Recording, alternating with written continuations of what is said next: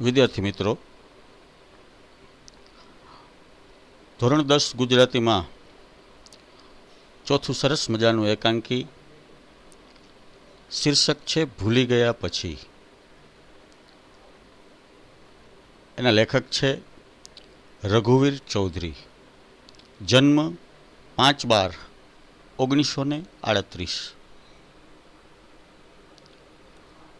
રઘુવીર દલસી ચૌધરીનું વતન બાપુપુરા ગાંધીનગર જિલ્લાનું છે. નવલકથા, વાર્તા, નાટક, એકાંકી, નિબંધ, વિવેચન, રેખાચિત્ર, પ્રવાસ, ચિંતન, સંપાદન એમ સાહિત્યના મોટાભાગના પ્રકારોમાં તેમનું નોંધપાત્ર પ્રદાન છે.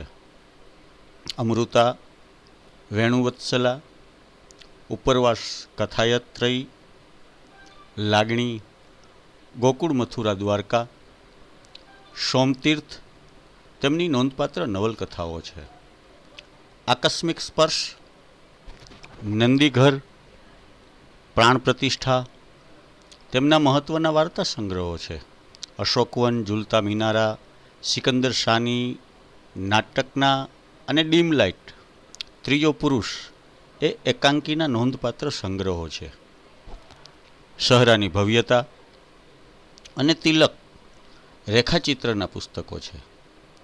મિત્રો, તેમને રણજીતરામ સુવર્ણચંદ્રક, ગુજરાત સાહિત્ય અકાદમી એવોર્ડ અને સાહિત્ય અકાદમી દિલ્હીનો એવોર્ડ, દર્શક એવોર્ડ તથા સાહિત્ય માટેનો સર્વોચ્ચ રાષ્ટ્રીય જ્ઞાનપીઠ પુરસ્કાર એનાયત થયેલા છે.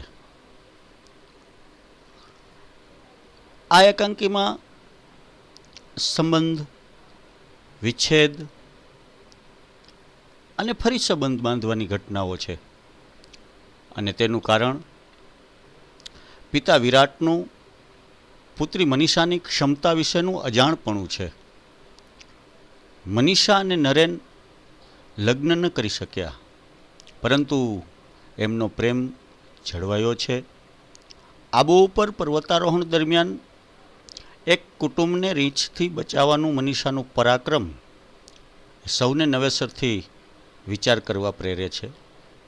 બાહ્ય બનાવો અને અંદર વહેતા પ્રવાહને લેખકે સંવાદમાં એવી રીતે ગૂંથ્યા છે કે એકાંકીનું રહસ્ય, પાત્રોનો પરિચય અને સુખદ અંત અહીં અખંડ રીતે પ્રગટ થાય છે. લેખકની સંવાદ શક્તિ આ એકાંકીને બળકટ અને ભવ્ય બનાવે છે. ભૂલી ગયા પછી. એકાંકીનો વિષય મનીષા અને નરેનના સંબંધોના વિચ્છેદ એટલે કે છૂટા પડવું, વિચ્છેદ અંગેનો અને પછી ફરી બંધાતા તેમના સંબંધો અંગેની ઘટનાઓનો છે. મનીષાના પિતા તેમની પુત્રીની ક્ષમતાને પારખી શક્યા નથી. આને કારણે મનીષા અને નરેનના લગ્ન થઈ શક્યા નહીં. તેમ છતાં બંનેનો પ્રેમ યથાવત રહ્યો. મનીષાની ક્ષમતાનો પરિચય સૌને ત્યારે થયો જ્યારે આબુના પર્વતારોહણ દરમિયાન મનીષા એક કુટુંબને રીંછના પંજામાંથી બચાવે છે. તેનું આ પરાક્રમ સૌને વિસ્મય પમાડે છે. આ ઘટના મનીષા અને નરેનને એક કરવાનું નિમિત્ત બને છે. પિતા દીકરીના પરાક્રમથી ભાવ વિભોર થઈ જાય છે અને બસ સ્ટેન્ડ પર તેને ઊંચકી સૌ પેસેન્જરોની સમક્ષ પોતાના હર્ષ અને ગર્વ પ્રગટ કરે છે.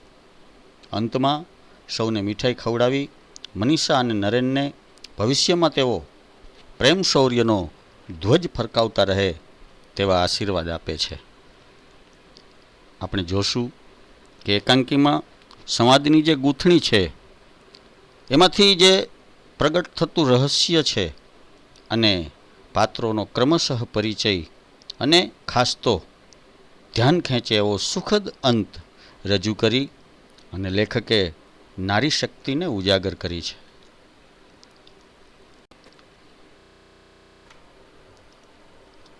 તો આવો આ નાટક આપણે માણીએ.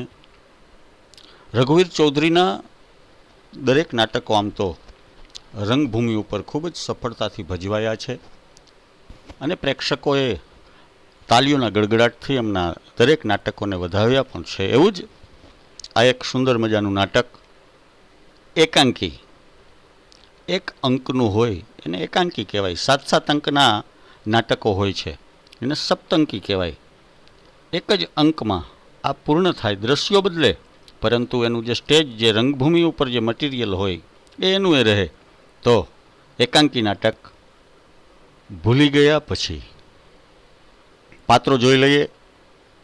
સલોની, નરેન, મનીષા, કનોજ, આનંદ અને વિરાટ. પૂર્વ ભૂમિકા જોઈએ તો આબુ પર પર્વતારોહણ શિબિરમાં આવેલા સલોની અને કનોજ ખભે દોરડા ભરાવી સ્ફૂર્તિથી ચાલ્યા આવે છે. તેમની વચ્ચે બાળપણના સ્નેહી નરેનને જોઈને મનીષા ભાષણ કરતાં અટકી ગયેલી. બીજું, અકસ્માતો નડવા છતાં એણે હિમાલયના શિખરો સર કરેલા. અને ત્રીજું, ગઈકાલે એણે એક કુટુંબને રીછ સામે રક્ષણ આપી અને બચાવી લીધું.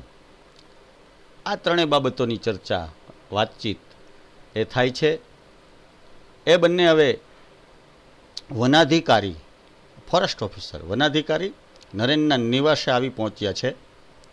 સલોની કહે છે, નરેનભાઈ, ગઈકાલે 4 અરસામાં તમે ભરત ટેન્ક પાસે થઈને પસાર થયા હતા? પુસ્તક બાજુ પર મૂકતા નરેન કહે છે, હા. તમે લોકો એ વિસ્તારમાં હતા? તો મને બોલાવ્યો કેમ નહીં? અહીં જંગલમાં કોઈ ઓળખીતો અવાજ કાને પડે એવું બનતું જ નથી. મને કોઈએ બોલાવેલો? સલોની કહે છે, ના, તમને જોઈને કોઈક બોલતા અટકી ગયેલું.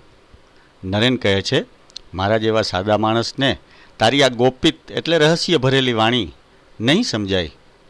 સલોની કહે છે, લો, આ સમાચાર વાંચી લો. એમાં ફોટા છે અને સમાચાર તમારા માટે અજાણ્યા નથી. બધા પર્વતારોહકો જાણે છે. દીદીએ રીછના હુમલામાંથી પેલા સુરતી કુટુંબને બચાવ્યું નહોતું? કનોજ કહે છે, અહીંના રીંછ વિશે તો નરેનભાઈ જાણતા જ હશે. નરેન કહે છે, હા, એ માનવભક્ષી નથી હોતા. માણસને જોઈને જનૂનથી પ્રતિકાર કરે છે. તેમના હાથના પંજા આપણા મોં પર વાગી ગયા તો ભારે જોખમ. અને આ સમાચાર મુજબ તો એ લોકો ભાગ્યે જ બચત. 8-10 વર્ષના 2 બાળકો સાથે નીકળનાર એ કુટુંબને ધન્ય છે. કનોજ કહે છે, કદાચ રસ્તો ભૂલી ગયા હશે અથવા અમારી ટુકડીને દૂરથી જોઈ અને એને કદાચ ટૂંકો રસ્તો પસંદ કર્યો હશે. ત્યારે સલોની કહે છે, અમને ખબર હતી કે અહીં કોચ તરીકે સેવાઓ આપતા બહેન સુરતના છે, મનીષા દેસાઈ. નરેન ધીમેથી કહે છે, મનીષા? સુરત? ખેર, જે હોય તે. સારું થયું આ સમાચાર છપાયા, તેથી લોકો જરા સંભાળીને ફરશે. સલોની કહે છે, આમાં પણ તમને કશું રોમાંચક ન લાગ્યું? નરેન કહે છે, તું કેમ આજે બધું આ રીતે પૂછે છે? શું છે સલોની? સલોની કહે છે, એ જ કે હું પૂછું છું એ બધું એળે જાય છે. તમે આવા શુષ્ક ક્યારથી થઈ ગયા? મમ્મી તો કહેતી હતી કે મામાના નરેનભાઈ મોટા કવિ થશે. કહે છે કે નૈસર્ગિક સૌંદર્ય પાછળ તમે ગાંડા હતા અને તેથી તો તમે ફોરેસ્ટ ઓફિસરની તાલીમ લીધેલી. નરેન કહે, એમાં તથ્ય હશે, પણ મારી રીતે કહું તો હું માનવ હૃદયના સૌંદર્ય પાછળ ગાંડો હતો. પ્રકૃતિ એની બાહ્ય છબી હતી, પણ જીવનમાં એક અણધારી ક્ષણ આવી ઊંડો આઘાત કરી ગઈ. મૂળ વસ્તુ ગુમાવ્યા પછી એની બાહ્ય છબીનો, આ નૈસર્ગિક સૌંદર્યનો પણ એટલો મહિમા ન રહ્યો. હવે માત્ર નોકરી કરું છું, અલબત્ત નિષ્ઠાથી. સલોની કહે છે, તમે લગ્નના માગા કેમ પાછા ઠેલો છો? એટલા માટે કે મનીષા દેસાઈ નામની એક નમણી ને નાજુક કન્યા પર તમે કવિતાઓ લખતા, પણ એણે લગ્નની ના પાડી. નરેન કહે છે, એ નમણી અને નાજુક હતી એ ખરું, પણ એના પર કવિતા નહોતો લખતો, હું એને જ કવિતા માનતો હતો. અને બીજું, એને ના નહોતી પાડી. ખેર, એ નાજુક કન્યાનું નામ મનીષા હતું, અટક દેસાઈ, અને ગામ સુરત હતું. તેથી આ ખડતલ અને નિર્ભય કન્યાને હું મારા પૂર્વ જીવનની મનીષા માની લઉં? હવે તો કદાચ એની અટક પણ બદલાઈ ગઈ હશે. સલોની કહે છે, અને ન બદલાઈ હોય તો? જે વ્યક્તિ નાજુક અને નમણી હોય એ જ ખડતલ અને નિર્ભય ન થઈ શકે? આ મુદ્દા પર તો અમને કુમારી મનીષા દેસાઈએ એક દિવસ ભાષણ આપેલું. જુઓ જરા, આ ફોટો ધ્યાનથી જુઓ. નરેન કહે છે, આંખો તો એવી જ છે, પણ સૈનિક બાળા જેવો યુનિફોર્મ? ના ના સલોની, આ એ ન હોય. સલોની કહે છે, તમે આ ફોટા સાથે તમારી કલ્પના મૂર્તિને સરખાવો છો કે મૂળ વસ્તુને, એટલે કે મનીષા દેસાઈને? નરેન કહે છે, એ મનીષાનું આવું રૂપાંતર? મારે અભિનંદન આપવા આવવું જોઈએ, જો ખાતરી થાય કે ખરેખર એ મનીષા એ જ મનીષા છે તો. સલોની કહે છે, પ્રયત્ન કરી જોઈએ, મનીષાબેનને ખ્યાલ ન આવે એ રીતે. નરેન કહે છે, કનોજ, તું આનંદને અહીં મોકલશે? હું પછી એની સાથે કેમ્પ પર આવી જઈશ. સલોની કહે છે, ચાલો વરંડામાં બેસીએ, સૂર્યનો પ્રકાશ છે ત્યાં સુધીમાં તમારા બંગલાના ફૂલ છોડની શોભા જોઈએ. નરેન કહે છે, તું ચાલ, ખુરશીઓ હું લાવું છું. મારી અત્યાર સુધીની નોકરીમાં આ સૌથી સુંદર મકાન મળ્યું છે, જાણે કે હું અહીંનો માનવંતો મહેમાન ન હોઉં. સલોની કહે છે, અરે પેલો ગુલમોહર કેવો ખીલ્યો છે.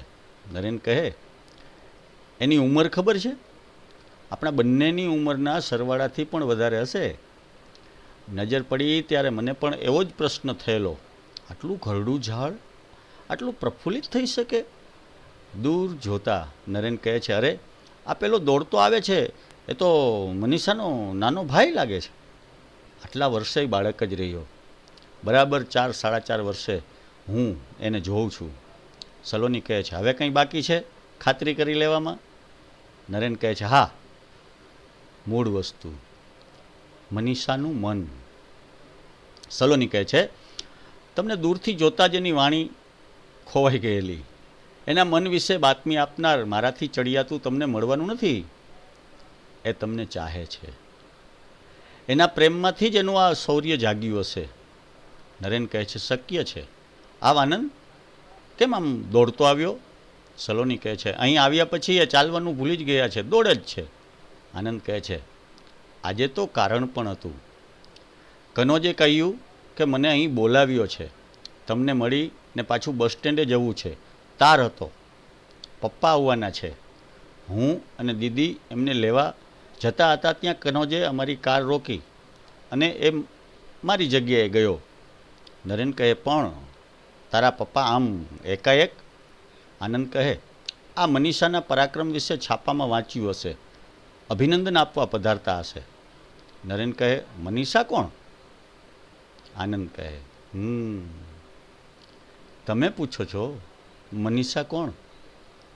એની હાજરીમાં આવો પ્રશ્ન ન કરતા, નહીં તો આત્મહત્યા કરશે. નરેન કહે, અત્યાર સુધી જીવી છે તો હવે કદાપી એવું ન કરે.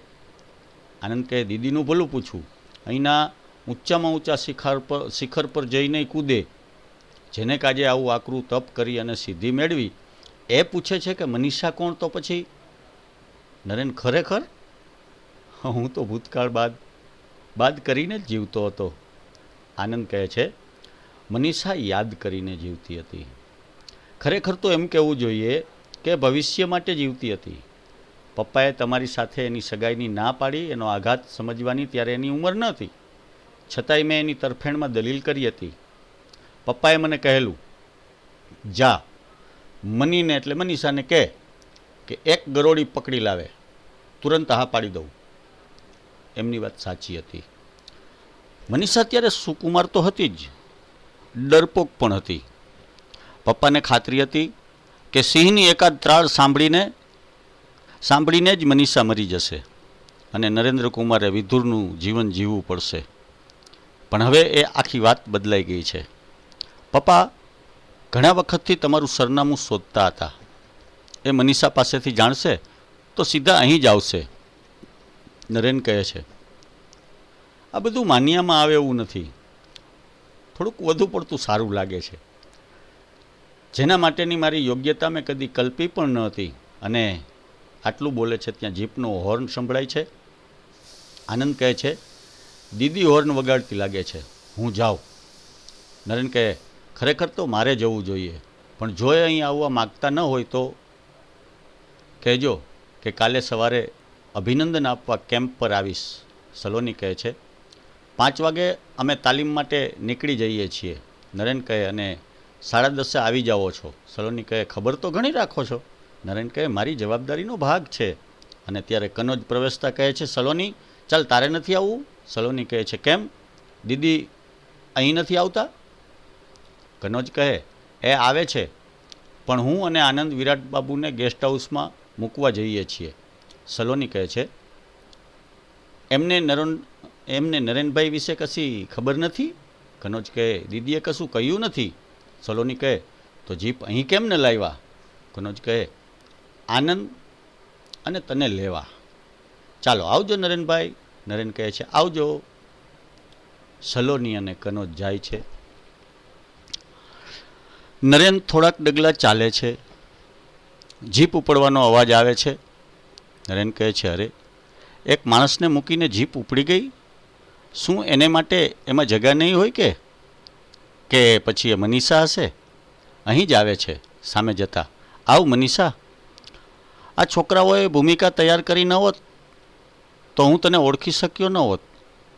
તું તો જાણે કે સુંદરીમાંથી શક્તિ બની ગઈ છે.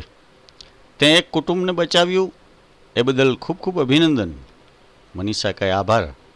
મને હતું કે આ સ્વરૂપે જોઈને તું મને ભેટી પડશે.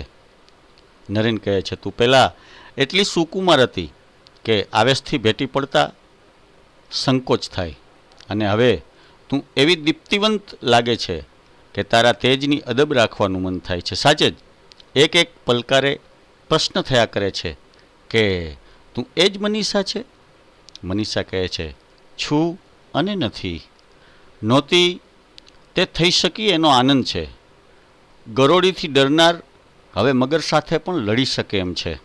નરેન કહે છે, બહુ આનંદ થયો અને આમ તને ખડતલ થયેલી જોઈને. મનીષા કહે છે, પણ મારા પપ્પાને થયો છે એટલો નહીં. અરે, બસ સ્ટેન્ડ પર એમણે મને ઉંચકી લીધી અને બધા પેસેન્જરોને બતાવી. ગાંડા માણસની જેમ મોટે મોટેથી બબડાટ કર્યો. બધા ભેગા થઈ ગયા અને એમને પોતાનું ઓડિયન્સ બનાવી અને પપ્પાએ ભાષણ શરૂ કર્યું. એમાં સાર્ત્ર, એક જર્મન ચિંતક છે, એનો પણ હવાલો આપ્યો અને કહ્યું કે કાયર માણસ બહાદુર થઈ શકે છે, સુકુમાર શક્તિશાળી થઈ શકે છે. એક શેર પણ બોલ્યા ઇકબાલનો, ખુદી કો કર બુલંદ ઇતના कि हर तकदीर से पहले खुदा बंदे से पूछे बता तेरी रजा क्या है. નરેન કહે, વાહ, હું ત્યાં હાજર હોત તો તારી પ્રશંસા સાંભળી અને ધન્ય થઈ જાત. મનીષા કહે, અથવા મારા પપ્પાને સીધા દવાખાને લઈ જાત. આવેશ સમી જતા એ રડવા લાગ્યા. એ તો અમે સોગંદ દઈને જીપમાં બેસાડી દીધા, નહીં તો છાપા માટે એક બીજા સમાચાર બનત. દીકરીના પરાક્રમથી પાગલ બની ગયેલા પિતા અને એમનો આનંદ. ખરેખર તો પોતે ખોટા પડ્યા હતા ને, તેનો એનો આનંદ હતો. નરેન કહે, કઈ બાબતે? મનીષા કહે છે, ગરોળીથી ડરનારે રીંછને ડરાવ્યા એ. પપ્પા મોટેથી કહેતા હતા, સાંભળો હે મુસાફરો, દુનિયાથી થાકેલા લોકો, સાંભળો, માણસ માટે કશું અશક્ય નથી. સાર્ત્ર કહે છે તેમ એ આકાશના તારા સુધી પહોંચી શકે છે. હું કહીશ કે એ આકાશના તારાને ફૂલની જેમ વીણી શકે છે. પપ્પા શિકારી હતા ને એકવાર મમ્મીને સાથે લઈ ગયેલા. તેની ઈચ્છા નહોતી, પણ મમ્મી આજ્ઞા માની અને ગયેલી. શિકાર કરવા માટે જે માચડો બાંધે, માચડા પર હોવા છતાં નીચે વાઘની છલાંગ જોઈ ને એ ચીસ પાડી ઉઠેલી. એ પછી હૃદયના ધબકારાનું દર્દ કોઈ ઉપાયે દૂર ન થયું, તે ન જ થયું.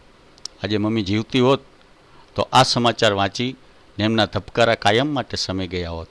પપ્પા કહેતા હતા, એમની વાત મને સાચી લાગી. નરેન કહે, તું તો સાહસમાં મારાથી પણ આગળ નીકળી ગઈ. નિર્ભય થતાં જ તું પ્રેમ સ્વરૂપ બની ગઈ અને સર્વાત્મ ભાવે એક ભયંકર પ્રાણીના પંજામાંથી તે એક કુટુંબને છોડાવ્યું. મનીષા કહે ખબર હતી કે જે ભયંકર લાગે છે તે હિંસક નથી. હવે તો મારો રોજનો અનુભવ છે કે આ પ્રકૃતિ માતા છે, વરદાત્રી છે. માણસો કેમ ભૂલી જાય છે કે અને ત્યારે જ બરાબર દૂરથી અવાજ આવે છે, she is greater than me because she is my daughter. Naren કહે છે મનીષા આ કોનો અવાજ છે? સહેજ નજીકથી અવાજ, હા એ મારાથી પણ મહાન છે, સાક્ષાત શક્તિ છે. એ સિંહ પર સવારી કરે એવી છે તો પછી રીંછનું શું ગજવું? મનીષા હસી પડતા કહે છે આ તો પાપા, બીજું કોણ? સાચે જ એમનું ચસકી ગયું છે. ફરીથી અવાજ આવે છે, આ વિશ્વમાં સૌથી સુખી માણસ હું છું. ઈશ્વરની ઈચ્છા હોય તો એની પાસેથી હું આખો પર્વત ખરીદી લઉં. વિરાટ અંદર આવી અને મનીષાના પપ્પા વિરાટ આવીને કહે છે નો નેવર, હું કંઈ યુધિષ્ઠિર નથી. એકેય વાર શા માટે ખોટું બોલું? આનંદ કહે છે યાદ કરી જુઓ, આ સજ્જનને ઓળખો છો? નરેન કહે છે નમસ્તે મુરબ્બી, પધારો. વિરાટ કહે છે નમસ્તે યંગમેન. આનંદ કહે પાપા આ નરેન્દ્ર કુમાર છે, આબુના ફોરેસ્ટ ઓફિસર, જેમની આગળ તમે એકવાર ખોટું બોલેલા. વિરાટ કહે હો પેલો કવિ, મનીષા પર કવિતા લખતો હતો એ? નરેન કહે હવે કોઈના પર કવિતા લખતો નથી. વિરાટ કહે તો મારા પર લખ, હું આજે સૌથી સુખી છું, most happy man in the universe. એક શું બે કવિતા લખ. નરેન કહે છે દુઃખી માણસ સુખી વિશે લખે તો સાચો અર્થ ભાગ્યે જ પ્રગટ થાય. વિરાટ બાબુ કહે તને શું દુઃખ છે ભાઈ? આ મારી પરી જેવી નાજુક છોકરી તારું નામ રટી રટીને તપ કરતી રહી અને એક પછી એક શિખર જીવતી રહી ને તું તારી જાતને દુઃખી માને છે? આનંદ કહે પપ્પા એમનું દુઃખ દૂર કરવાનો ઉપાય તમારા હાથમાં છે. વિરાટ કહે શું મનીષા, તારો આ તોફાની ભાઈ સાચું કહે છે? તારું મૌન સંમતિ સૂચવે છે? અલ્યા છોકરાઓ પેલી મીઠાઈ લાવો, અને આનંદ તું જીપમાં લઈને જા, કોઈ જોશી બોસીને પકડી લાવ. મનીષા કહે પણ પપ્પા 5 વર્ષ સુધી કોઈ કોઈને યાદ રાખી શકે? વિરાટ કહે હજી ક્યાં 5 વર્ષ પૂરા થયા છે, 6 માસ બાકી છે. એ પહેલાં તો હું તમને બેને પરણાવી દઈશ. નરેન કહે છે એની ઉતાવળ નથી. મનીષા મનમાં હતી, છે અને રહેશે. જો પ્રેમ કોઈ મુદતી વસ્તુ હોય તો અમે આમ શિખરો ભણી ગતિ કરી ન શક્યા હોત. રહેવા દે આનંદ. મનીષા કહે હા, જોશીને બોલાવવાની જરૂર નથી. પહેલાં તો હું આ શિબિર પૂરી કરીશ, પછી અમે થોડા દિવસ સાથે હરીશું ફરીશું, જૂનો સમય તાજો કરીશું. કનોજ કહે સલોની આ ધીરજ આપણે રાખી શકીશું? આપણે તો નક્કી કર્યું હતું ને કે, સલોની કહે માત્ર મીઠાઈ ખાવાનું નક્કી કર્યું હતું. આપણે આ શિબિરમાં સાહસ શીખવા આવ્યા છીએ, દુઃસાહસ નહીં. ખરું ને દાદાજી? ત્યારે વિરાટ કહે છે yes there is a point. મારી દીકરી તમને બધું બરોબર શીખવી રહી છે. મારા આશીર્વાદ છે તમે લોકો બહાદુર જ નહીં બુદ્ધિશાળી પણ બનશો અને તમારા પ્રેમમાંથી જ શૌર્ય જાગશે. લો આ મીઠાઈ, આશીર્વાદના ભાગરૂપે ખાઓ અને ખવડાવો, ગાઓ અને ગવડાવો. તમારા ભવિષ્યમાં પ્રેમ શૌર્ય અંકિત ધ્વજ ફરકાવો. બધા એકમેકને મીઠાઈ ખવડાવે છે અને વિરાટ બાબુ ગાય છે ધ્વજ પ્રકાશ છે જળહળ કસુંબી પ્રેમ શૌર્ય અંકિત. તો આવું સુંદર મજાનું એકાંકી ત્રીજો પુરુષ એમાંથી લેવામાં આવ્યું હતું. બરાબર એકવાર વાંચી જજો. આમાં કોઈ એવા શબ્દો કે જે તમને ન સમજાય, એવા કે જે તમને 9મા ધોરણ સુધી વાંચવામાં ન આવ્યા હોય એવા નથી હોતા. એક સાર્થ જે શબ્દ છે એક મહાન ફ્રેન્ચ વિચારક છે. બાકીના જે શબ્દો છે એ બરાબર તૈયાર કરજો. એકાંકી બરાબર તમે જોયું, સાંભળ્યું, એના પ્રશ્નો બરાબર જોઈ લેજો કે જેથી કરીને પરીક્ષામાં કોઈ પણ પ્રશ્ન પૂછાય તો તમે મનીષા દેસાઈના આ શૌર્યની, આ સાહસની, કે જે ગરોળીથી ડરતી એ જ મનીષા દેસાઈ એક રીંછના મોઢામાંથી આખા પરિવારને, સુરતી પરિવારને બચાવે છે. એવું સરસ મજાનું ભૂલી ગયા પછી 5-4.5 વર્ષ જેવો ગાળો આ બંનેને છૂટા પડ્યાને વીતી ચૂક્યો હતો. પરંતુ તમે જાણો છો એ પ્રમાણે જ મનીષાએ એક નારી શક્તિ, એક સ્ત્રી ધારે તો શું ન કરી શકે, અને એને પોતે જે ગરોળેથી ડરનારી મનીષા દેસાઈએ સુરતી કુટુંબને રીંછના હુમલામાંથી બચાવ્યું, અને ફોરેસ્ટ ઓફિસર જે નરેન હતો એને મળી. સાથે સાથે મનીષાના પપ્પા વિરાટ બાબુ પણ ત્યાં આવ્યા, ખૂબ પ્રશંસા કરી, અને છેલ્લે અંતે બંને મળી ગયા. સુખદ અંત સાથે આ એકાંકીને પૂર્ણ કર્યું છે. રઘુવીર ચૌધરીના એકાંકીઓ મિત્રો ઘણા બધા વાંચવા જેવા છે. આ એકાંકી ત્રીજો પુરુષ એકાંકી સંગ્રહમાંથી લેવામાં આવ્યું છે, એ યાદ રહે. અને સાથે સાથે બેકવાર આખું એકાંકીના સંવાદો બરાબર જોઈ જાજો, અને પાકી નોટમાં ન ભૂલાય સ્વાધ્યાય લખવાનું. જે કંઈ પણ સ્વાધ્યાયમાં પ્રશ્નો આપ્યા છે, પછી એ ટૂંકા પ્રશ્નો હોય, એક વાક્યના હોય, 2 વાક્યના હોય, કે 7-8 લીટીના ઉત્તર હોય, તો એ બધા જ તમારી પાકી નોટમાં ઉતારી નાખવાના છે. વિદ્યાર્થી મિત્રો, તમે જાણો જ છો, દર સોમવારે ગુજરાતી વિષયનો અને દર શુક્રવારે એ હિન્દી વિષયનો એક ચેપ્ટર, એક પ્રકરણ, એક પાઠનો, એક કાવ્યનો વિડીયો યુટ્યુબમાં મુકાય છે. તો અચૂક જોજો, ચૂકશો નહીં. જ્યાં પણ તમને મુશ્કેલી લાગે, સમજાય નહીં, ત્યાં તમારે હાઇલાઇટ કરી દેવાનું, જેથી કરીને તમે કોઈ પણ પ્રકારનો પ્રશ્ન તમારા મનમાં ઉપસ્થિત થાય તો મને પૂછી શકો. ધન્યવાદ.